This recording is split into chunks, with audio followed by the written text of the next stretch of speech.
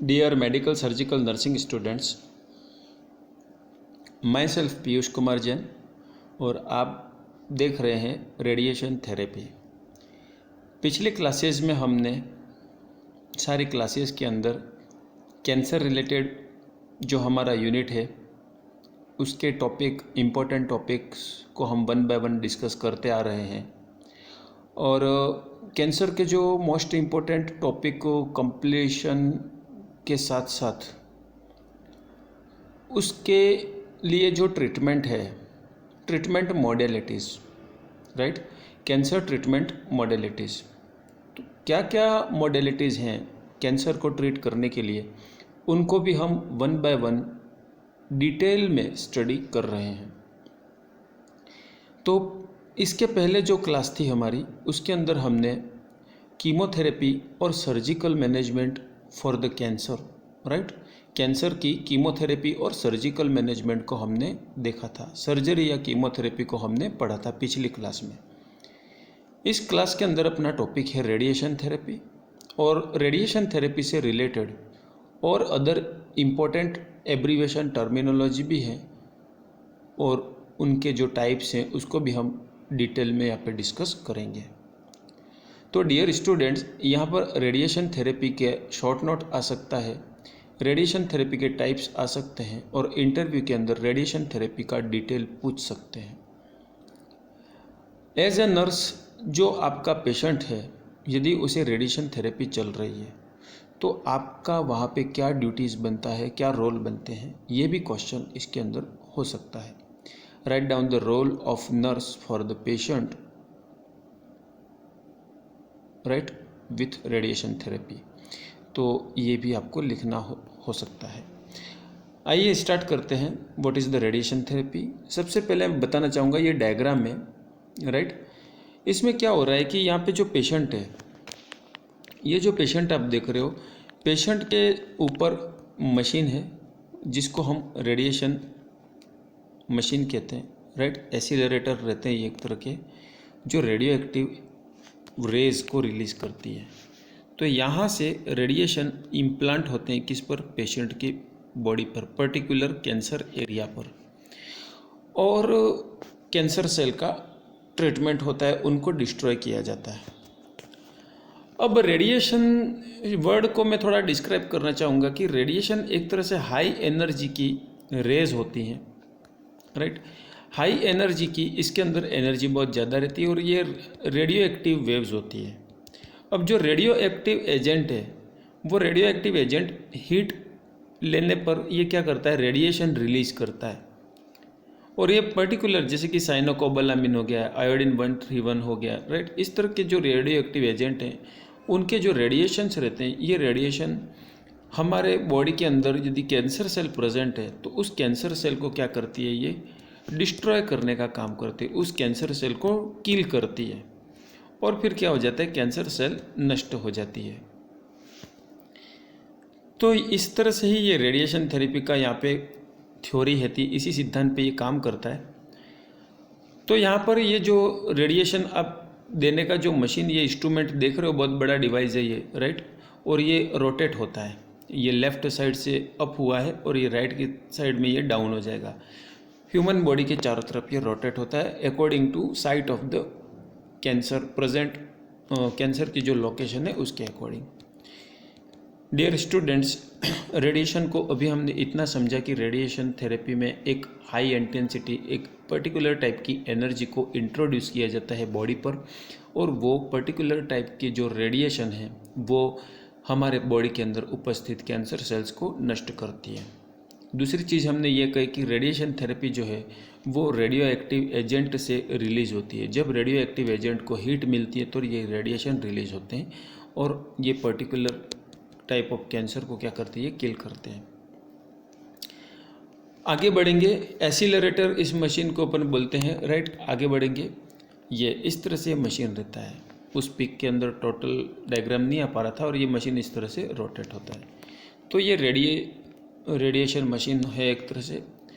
और after radiation देने के बाद पेशेंट की बॉडी को असिस किया जाता है कि कहाँ पर कैंसर रिमेनिंग एरिया में बचा हुआ है या कैसा है। तो जिस तरह से इंसुलिन के इंजेक्शन्स के बाद फ्रिक्वेंटली हम क्या करते हैं, ग्लूकोज को भी मॉनिटर करते रहते हैं, कहीं ग्लूकोज अचानक से कम ना हो जाए, राइट। तो इसी तरह यहाँ पर भी कैंसर ट्रीटमेंट के दौरान जो रेडिएशन दिए जाते हैं उसके बाद फ्रिक्वेंटली कैंसर सेल्स कितनी कम हुई और कितनी नॉर्मल सेल्स को भी हार्म हुआ है, ये मॉनिटरिंग करने के लिए हम सीटी स्कैन या एमआरआई का इमेजिंग टेस्ट की हेल्प यहाँ पे लेते हैं, जिसको हम मॉनिटरिंग कहते हैं। तो इसके पहले अपना जो स्टेप था वो रेडिएशन थेरेपी था, और रेडिएशन होने के साथ ही हम उसका मॉनिटरिंग भी करते रहते हैं। तो डियर स्टूडेंट्स, ये सब जो भी मैं अभी तक बोला हूँ ये सब क्या था, इंट्रोडक्शन ऑफ द रेडिएशन। अब माय डियर स्टूडेंट्स, आगे अपनी जो हेडिंग रहती है वो रहती है uses. What are the uses of radiation therapy. Radiation therapy क्यों दी जाती है, रेडिएशन क्यों दिया जाता है। Before surgery to shrink the tumour, before surgery to shrink the tumour. एक डायग्राम के माध्यम से बताना चाहूँगा। सपोज करो कि ये आपका स्टमक है, क्या है, स्टमक है, और इसके अंदर यहाँ पे ट्यूमर इस तरह से ये बने हुए हैं सेल्स में। तो हमको जब हम रेडिएशन देते हैं तो क्या होता है, ये रेडिएशन दिया हमने, तो ये इस तरह का रेडिएशन है जो ट्यूमर को श्रिंक करता है। श्रिंक बोले तो जो बिखरा हुआ ट्यूमर है उसको बिल्कुल पास में ले आएगा, और उसको जैसे पास में ले आएगा तो आपको ये बिखरा हुआ ट्यूमर इस तरह से दिखेगा।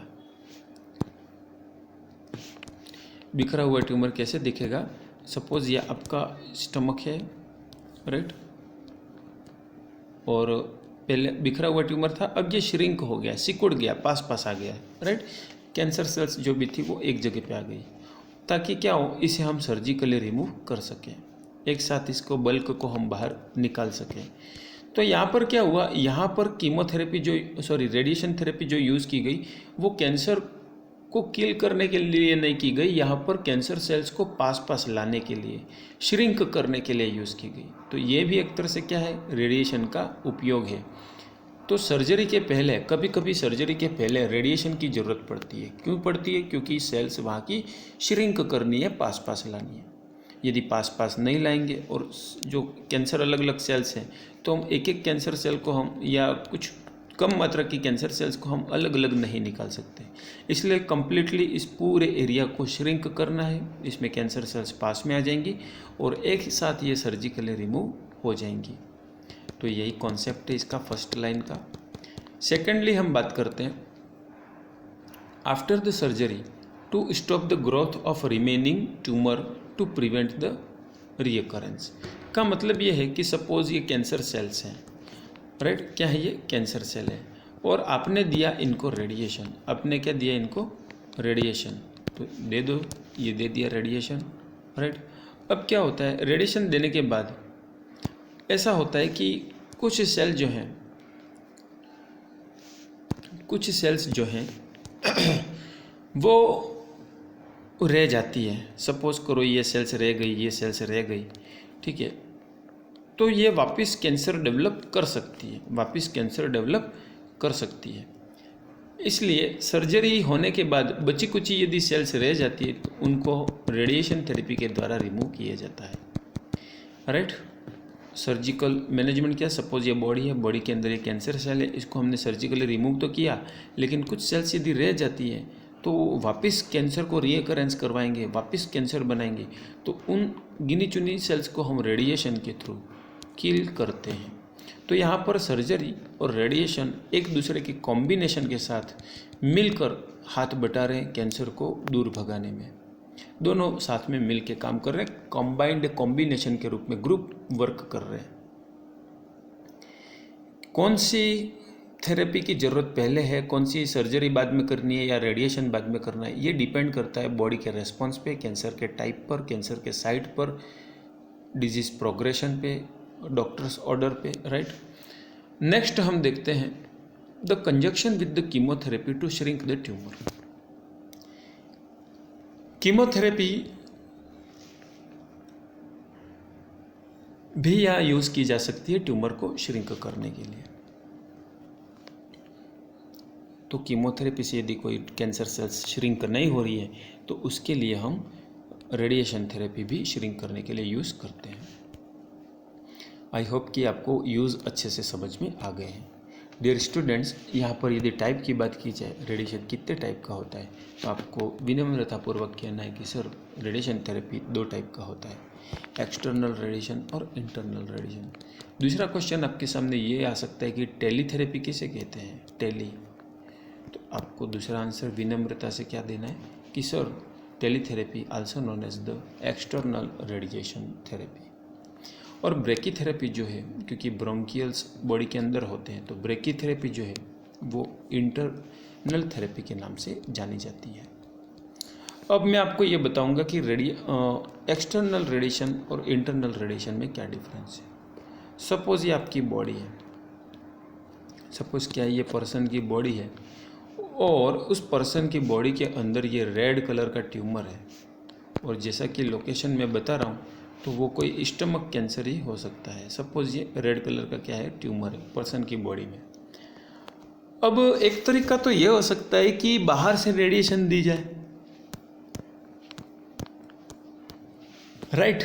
एक तरीका ये हो सकता है कि बाहर से रेडिएशन दी जाए तो ये बॉडी के पर्टिकुलर एरिया की जो कैंसर है उसको किल करेंगे। या फिर ऐसा हो सकता है कि जो कैंसर है उस ट्यूमर के बीच में रेडियो एक्टिव एजेंट को इंट्रोड्यूस किया जाए। तो ब्लू कलर का आपके सामने जो डॉट दिख रहा है बीच में, ये क्या है, रेडियो एक्टिव एजेंट है। ये बॉडी की हीट से रेडिएशन रिलीज करेगा और अपने चारों तरफ मौजूद जो भी कैंसर सेल्स है वो क्या हो जाएंगी, किल हो जाएंगी, डिस्ट्रॉय हो जाएंगी। तो बाहर से यदि आप रेडिएशन देते हैं तो वो एक्सटर्नल रेडिएशन, और इंटरनली यदि आप रेडियो एक्टिव एजेंट को बॉडी में इंजेक्ट करके देते हैं तो वो कहलाएगा इंटरनल रेडिएशन या ब्रेकी थेरेपी। तो डियर स्टूडेंट्स, आपने टाइप्स को भी अच्छे से समझ लिया। नेक्स्ट आगे बढ़ते हैं, types of the external radiation. तो ये कुछ टाइप्स हैं एक्सटर्नल रेडिएशन के, जिसको मैं 1 बाय 1 रीड आउट कर रहा हूँ। कॉन्फ्रंटल रेडियोथेरेपी, सेकंड है इंटेंसिटी मॉड्यूलेटेड रेडियोथेरेपी, थर्ड है image guided radiotherapy, 4 dimensional radiotherapy, stereotactic radiotherapy, SABR या रेडियो सर्जरी जिसको हम SRS कहते हैं, और एडप्टिव रेडियोथेरेपी। ये इसके टाइप्स हैं। आगे लेते हैं एक्सटर्नल रेडिएशन। एक्सटर्नल रेडिएशन के अंदर क्या होता है कि client must be still on the X-ray table. Client को एक्सरे टेबल पर पोजीशन दी जाती है। The client will be marked with the water soluble ink to define the area of treatment. Do not wash the mark off. इसमें patient के उस particular area पे marking की जाती है जिस एरिया के अंदर उसे ट्यूमर है, ताकि रेडिएशन उस पर्टिकुलर एरिया पर पॉइंट आउट किया जाए, फोकस किया जाए। डियर स्टूडेंट्स, नेक्स्ट अपनी जो हेडिंग है वो है एक्सटर्नल रेडिएशन के साइड इफ़ेक्ट्स। तो यहाँ पर नोजिया होना, वॉमिटिंग होना, एनोरेक्सिया होना, स्किन इरिटेशन होना, कुछ हेयर लॉस भी हो जाते हैं। जिन लोगों को कीमोथेरेपी या रेडिएशन थेरेपी चलती है उनके साइड इफ़ेक्ट से हेयर लॉस हो जाते हैं, जिसको हम एलोपेसिया कहते हैं। क्या कहते हैं? एलोपेसिया। Alopecia, right. आगे है not to apply, instruct the client. Client को क्या इंस्ट्रक्ट करना है? तो क्लाइंट को इंस्ट्रक्ट करना है पहला, not apply the soap, deodorant, lotion, perfume और topical medication to the skin. Skin पे किसी तरह का साबुन, डिओडोरेंट और लोशन, परफ्यूम और टॉपिकल मेडिकेशन, ये सारे चीज़ें अप्लाई नहीं करनी, क्योंकि स्किन पहले से क्या हो गई है? इरिटेट हो गई है रेडिएशन थेरेपी से। नेक्स्ट है to avoid the, radiational burn हो सकता है उसको, to avoid the external heat and cold the skin, cold to the skin, मतलब एक्सट्रीम ज़्यादा हीट से अवॉइड रखना है, राइट। और कोल्ड टू द स्किन, ज़्यादा हीट और ज़्यादा कोल्ड से स्किन को बचा के रखना है। ज़्यादा गर्म एरिया में भी स्किन को कांटेक्ट में नहीं लाना है और कोल्ड एनवायरनमेंट में भी स्किन को कांटेक्ट में नहीं लाना है। To avoid the rubbing the area को रब नहीं करना है, स्किन पर जो एरिया है उस एरिया को रब नहीं करना है। वियर लूज क्लॉथ, ढीले कपड़े पहनने के लिए गाइड करना है। To use the electric shower, do not safety razor, electric shower not safety razor, right. Electric shower जो रहते हैं वो सेफ टू यूज़ एन मतलब इलेक्ट्रिक शॉवर को यूज़ करने के लिए गाइड करना है, और सेफ्टी रेजर जो है वो यूज़ नहीं करना है। टू वियर द सनस्क्रीन जो क्रीम आती है उस क्रीम को सनस्क्रीन मीन्स ऐसे कपड़े पहना हुआ रखना है जिससे सनलाइट से एक्सपोजर ना हो। If wet reaction occurs, wash with water, keep upon, can use antibiotic cream. मतलब बॉडी पर जो मॉइस्चराइजेशन है और उस कारण से उसे रिएक्शन या इरिटेशन होता है, तो ये उसे ओपन करना है और एंटीबायोटिक क्रीम वगैरह अप्लाई कर सकते हो। आगे बढ़ते हैं, brachytherapy. Dear students, internal radiation therapy also known as the brachytherapy, जो कि मैंने कई बार पहले बता चुका हूँ। Container of the radio active substance directly into the tumours called implant. इसके अंदर रेडियो एक्टिव सब्सटेंस को ट्यूमर के बीच में इम्प्लांट किया जाता है और फिर रेडियो एक्टिव एजेंट अपने चारों तरफ जो ट्यूमर सेल्स रहती है उनको किल करता है। टाइप ऑफ ब्रेकीथेरेपी, ब्रेकीथेरेपी का type, high dose brachytherapy, low dose brachytherapy. तो डियर स्टूडेंट्स, ये दो टाइप थे इसके डोज के अकॉर्डिंग। कभी ऐसा, ये एक स्लाइड इसलिए रखी कभी HDR या कभी LDR आ जाए कैंसर के मामले में, तो आपको कंफ्यूज नहीं होना। HDR और LDR का फुल फॉर्म पता होना चाहिए।